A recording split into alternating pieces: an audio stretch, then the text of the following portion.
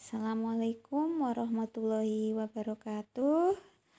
Selamat pagi anak-anakku semua. Bagaimana kabar kalian hari ini? Semoga kalian selalu dalam lindungan Allah Subhanahu wa Ta'ala. Amin. Untuk pertemuan kali ini, kita masih melanjutkan mengenai karakteristik negara anggota ASEAN. Nah, untuk kesempatan ini kita akan membahas mengenai negara Filipina. Nah, ini adalah lambang dan bendera negara Filipina. Oke. Nah, ini untuk peta wilayah Filipina hampir sama dengan negara kita, nggih. Negara Filipina itu merupakan negara kepulauan.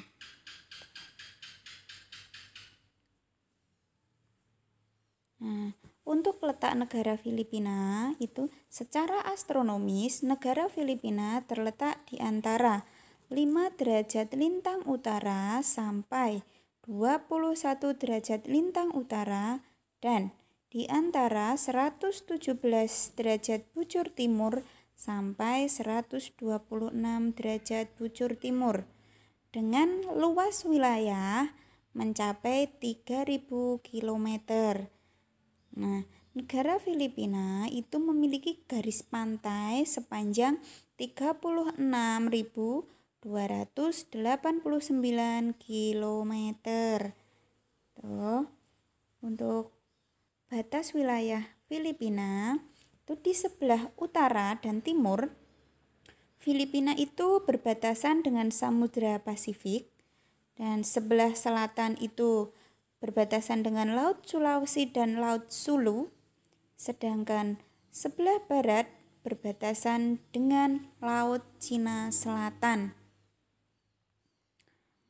Nah, kemudian untuk iklim di Filipina. Nah, iklim di Filipina itu pada umumnya berupa iklim tropis basah. Nah, di mana negara Filipina itu adalah rawan sekali bencana itu angin topan atau badai siklon, tanah longsor, gempa bumi, dan gunung berapi serta tsunami. Selanjutnya untuk bentang alamnya, seperti Bu Fitri sampaikan tadi bahwa Filipina itu adalah negara kepulauan. Nah, di mana Filipina memiliki pulau terbesar itu ada Pulau Luzon, ada Pulau Mindanao, Mindoro, Bohol, Pahlawan, dan juga Cebu. Untuk bentang alam yang paling menonjol di Filipina itu adalah Gunung Apo, di mana gunung tersebut merupakan titik tertinggi yang dimiliki oleh Filipina, yaitu 2.954 meter. Nah, sedangkan untuk titik terendahnya Paras Laut atau Palung Mindanao, nah, dengan kedalaman 10.000 meter. Untuk sungai utama yang ada di Filipina itu adalah Cayagan, Pampanga, Agno di Luzon, dan Agusan di Mindanao. Kemudian untuk penduduknya itu adalah etnis mayoritas penduduk di Filipina itu adalah suku Filipino. Nah, di mana dengan agama mayoritas itu adalah Katolik Roma, kemudian Kristen, Islam, dan juga Buddha. Untuk kegiatan perekonomian di Filipina itu didukung oleh 2 sektor, yaitu sektor pertanian dan sektor industri. Nah, di sektor industri itu menghasilkan ada peralatan elektronik, tekstil, obat-obatan kimia, produksi kayu, minyak bumi, serta teknologi makanan dan perikanan. Nah, kita lanjutkan mengenai sumber daya alam. Sumber daya alam yang terdapat di Filipina itu dibagi menjadi dua. Yang pertama itu berupa hasil hutan dan barang tambang, dan yang kedua pertanian. Untuk hasil hutan dan barang tambang itu berupa kayu, minyak bumi, nikel, kobalt, perak, emas, dan juga perunggu. Sedangkan untuk pertanian itu hasilnya berupa padi, jagung, kelapa, tebu, pisang, dan lain sebagainya. Ada tembakau juga, dan nanas. Untuk kerjasama yang dilakukan oleh Filipina itu ada dua, yaitu kerjasama bilateral dan juga regional. Bilateral berarti hubungan Filipina dengan satu negara yang lain. Misalnya Indonesia.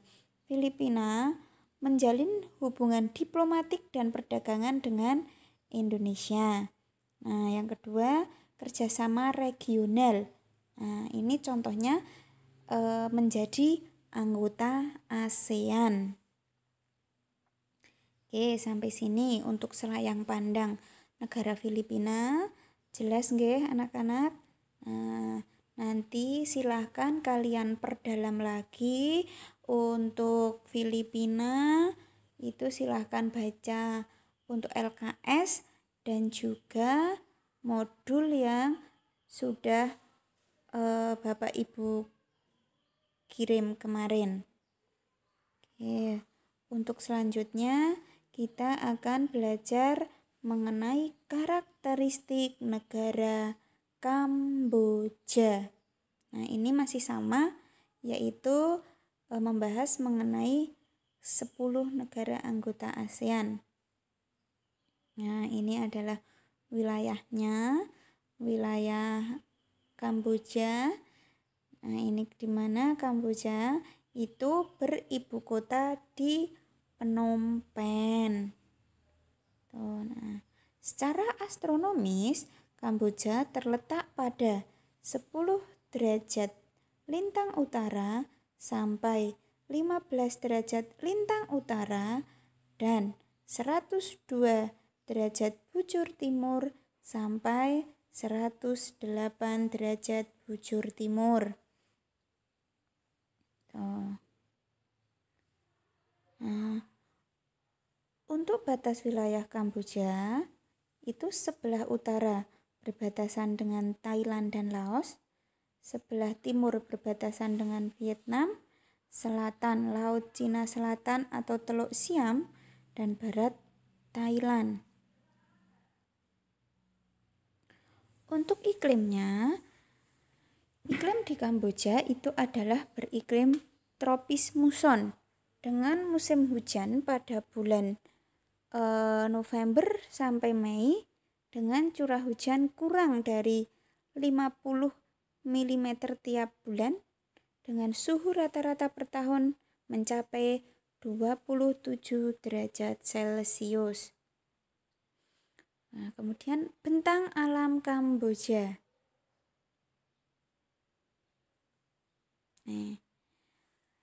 Yang pertama,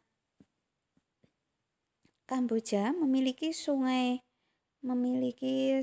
yang berperan sangat penting untuk kehidupan di Kamboja, yaitu adalah Sungai Mekong.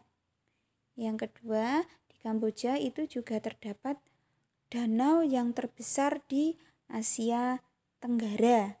Nah, danau mana? Iya, tepat sekali, Danau Tonle Sap. Nah, yang ketiga, negara Kamboja itu dikelilingi oleh beberapa pegunungan. Yang pertama, di sebelah barat itu terdapat Gunung Kardamon. Sebelah tenggara itu ada Gunung Gajah, dan di sebelah utara ada pegunungan Dankert. Itu bentang alamnya. Nah, di mana untuk gunung yang tertinggi di Kamboja itu adalah Gunung Phnom Aural yang berada di Pegunungan Cardamom dengan ketinggian 1813 meter. Oke, kita lanjutkan mengenai penduduk Kamboja. Nah, etnis atau penduduk yang dominan di Kamboja itu adalah etnis Khmer. Nah, kemudian disusul oleh etnis Tiongkok, Muslim Cham, dan masih ada suku primitif. Oke, kita lanjutkan mengenai perekonomian di negara Kamboja. Nah, tidak jauh berbeda dengan tadi negara Filipina. Nah, negara Kamboja itu juga bertumpu pada dua sektor, yaitu pertanian dan juga industri.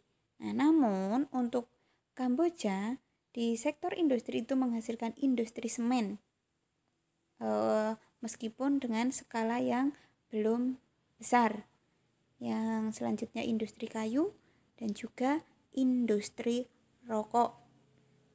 Nah, untuk sumber daya alam, untuk wilayah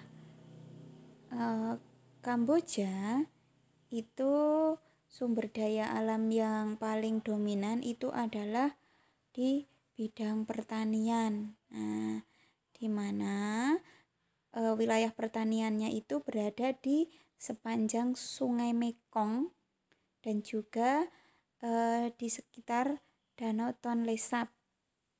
Nah, selain ada Sungai Mekong dan Danau Tonle Sap, itu di Kamboja itu juga ada plato-plato tanah basalt yang berada di Provinsi Kompong Cham dan Provinsi Rotanokiri.